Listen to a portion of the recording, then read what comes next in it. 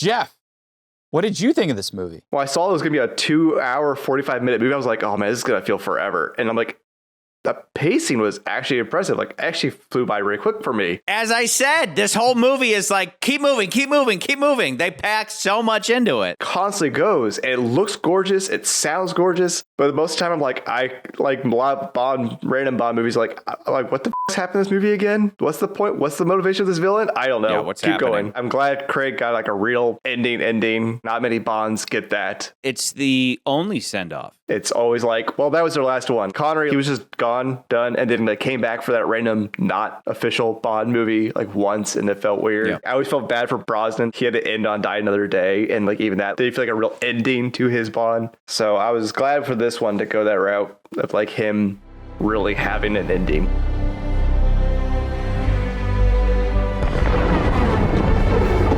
Yeah, it was a good send-off. I know. We'll talk about like nitpicks with it, but overall, I've seen the movie 3 times, and I'm gonna sit here in my big boy suit and say 3 out of 3 times I've gotten very emotional watching James Bond die. I cried. Very effective. I found myself in tears. Yeah, I found myself effective. emotionally in tears. Oh, dude.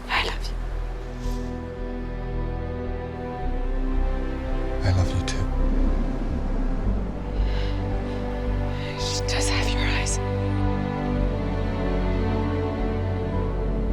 I know. When it comes to the whole movie, though, and this is what I was trying to get to about the tone, it does feel like someone's in the driver's seat, and then they switch drivers, and then someone comes back. The original driver comes back to the driver's seat, and then finishes it, and you're satisfied. But that's I think kind of part of the problem with the movie is that it wants to have its cake and eat it too. Like it wants to have these humor moments, and like specifically,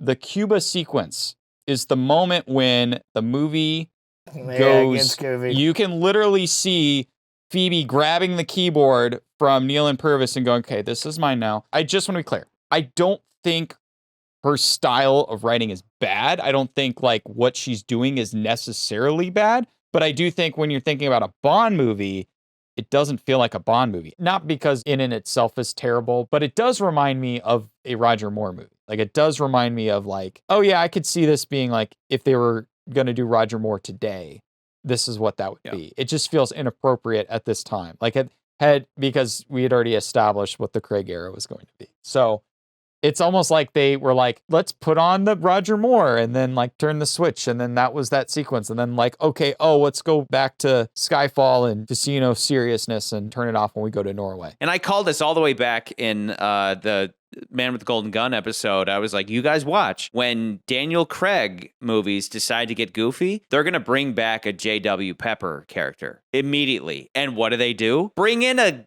goofy scientist with a thick Russian accent. You know, where he's like, you poison my soup and I'll kill you. And I don't think it helps that Daniel Craig's like buying into it and be like, yeah, I like these ways these lines are saying. I'm going to say my lines like this. I want to do everything I can to subvert Bond because I hate Bond because I've had to do press tours for the last 20 years. Going into it, I really do like the opening. When it comes to the story, we're going to go back to that story and plot argument that I made with OHMSS and some of these other movies. But when it comes to the story about Bond moving on, and trying to have his own life, and they bring me back, you know, Al Pacino, they bring me back in. Just when I thought I was out, they pull me back in. I love that story. I love that whole thing, and I think that's appropriate for the last Bond story. And then and it's funny because watching this movie and knowing how we've argued OHS-MSS, it does feel like it's answering to those issues with that movie with this film. But I will say that the problem is, and going back to Spectre, is their relationship's kind of like, I kind of don't 100% buy it. And I don't know if it's her performance. I don't know what it is. That was one of my big nitpicks was their relationship. It just doesn't feel natural at all. Like, and also She looks like a child next to Daniel Craig. We all know Bond is going to be with younger chicks. He keeps getting older, but those Bond girls stay the same age. and it's like, you know, that's how it is. Oh, yeah. I think it's just weird to me. It's like, that's the one he is having the child with and everything always felt like the weirdest to me. Jeff, I'm just meeting you for the first time in my life, even though I've known you my whole life. Scott, you've been tied up in my closet for a long time. I've been in this closet for a long time. So what I'm getting at is you fellas down there, comment as you will, but McCurdy, what is your initial rank overall? Okay. So I'm actually trying to be somewhat objective about this. Because again, like I'm trying. But the emotions get to me. And the highest, because I was looking at it, I'm like, you know what? The highest for me could probably be like just above Octopussy or below The Living Daylights. That's the highest I think this movie could go. And I think that only because I remember going back and thinking about Octopussy and how that plot is so convoluted and so messy and doesn't make a lick of sense. And again, the Bond villains in that movie are kind of so-so. They're not great. There's nothing extraordinary about the Bond villains. I think that movie is so weirdly low-key, and there are some good moments in it, but it doesn't like hit very hard. And then you got a movie like The Living Daylights that is a little more serious. But the one thing I think that pulls that one down is it just ends on such a, okay, whatever. This movie's not the opposite. I have the same range. My lowest would be above Spectre.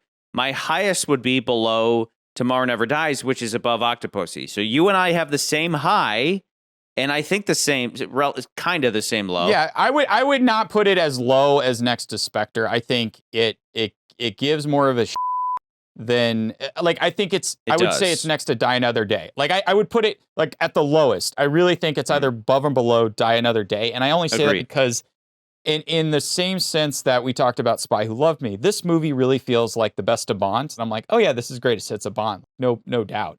And they want to do that because it's like, oh, this is like the last Bond movie. So he's dying. We're going to do everything we can to kind of shove these little bits and pieces in there. Even the Roger Moore silliness, like we're going to put that in this movie as well. And I think that's where I'm like, it does a little bit better job in that department than Die Another Day did. And I do think that even though Die Another Day is got probably a better villain or a little more clear stakes villain, I still think that it's just such an obtrusive, just silliness movie. And it's so like trying to be this big action film, where this movie, I think, is a little bit more classy than Die Another Day. So that's where I would say it's like above and below Die Another Day. But I think at the highest, I would put it above Octopussy. That's where I was looking at, somewhere around like the Thunderball, Tomorrow Never Dies area, under Quantum, or maybe under Thunderball. I am just above Octopussy. The biggest thing for me with this rank is that, McCurdy, back in Casino Royale, you were saying this movie doesn't really give me Bond vibes in the way that specifically something like Goldfinger and From Russia With Love do. Right. That was alien language to me. I'm going to go, what are you talking about? Just Casino Royale. I feel that watching this. I'm like, I don't really have Bond vibes watching it. I have Disney-fied Bond vibes. I have like a Star Wars Episode 7 vibes, where it's like, maybe it looks like Bond, maybe it sounds like Bond, but is it Bond? Make a list of all Bond things and throw that all into the pot and just sell it. And that's where, for me, that's where the struggle is, because I agree with you. We have the same range, below Tomorrow Never Dies, above Spectre, but I do hone in on Die Another Day specifically. I hone in on above or below Die Another Day.